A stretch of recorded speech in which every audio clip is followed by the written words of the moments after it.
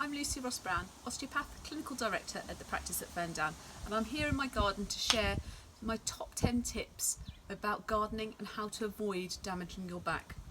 Whilst I absolutely love gardening and I think it's really important to everybody's mental health to be able to be outside and enjoying their garden, especially at times of isolation at the moment, I'm also aware it's a source of a huge amount of back problems and causes of back injuries. So hopefully these top 10 tips will help you enjoy your garden without causing injury.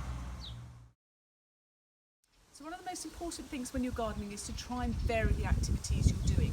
Rather than try and weed an entire bed or prune an entire area, just take a chunk, have all your tools ready, then you can weed a section, then you can come up, you can prune a section, you can cut back a section, you can clear it away.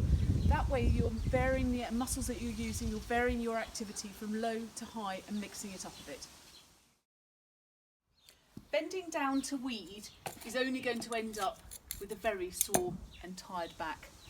Try and get yourself down to level, be that crouching down, using a cushion and kneeling down, or just a small stool to at least get you down closer to the job that you're trying to do.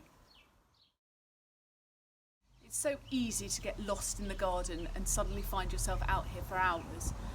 Use your kitchen timer. If you set it just for 45 minutes, press go, get on with your gardening, but when it beeps, stop, have a break, and then move on to another task later.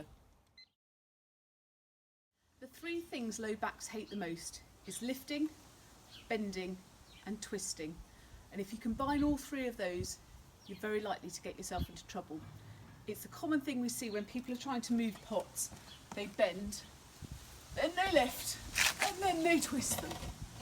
So an easy way of moving heavy pots around without compromising your back, using a shovel, and just slip that, sorry about the noise, under the pot, and then getting yourself nice and low, you can use that like a sled, just to move your pot around. Shoulders in particular won't like pruning up above your head, and they won't like using a watering can. If you can keep pruning to sort of this height level, the high stuff will just have to wait, or use long-handled secateurs. A watering can, keep it half full and use both hands to support it, or even better, if you've got it, use the hose pipe, especially for hanging baskets when you're lifting things up a little bit higher. When you're raking, instinctively, you'll always rake the same way, but with that, you're always rotating the same way and always using your same arm muscles. So every 10 strokes, switch around, work the other way. Keep it varied, you're using different muscles and you're rotating different ways, and exactly the same principle can be applied to sweeping as well. When you're planting out, bring things up to your level so that you're not bending down. Then you can easily, everything's at one level, it's no effort, and you can get everything sown out, in this case beetroot, ready for a bumper crop without putting your back at risk.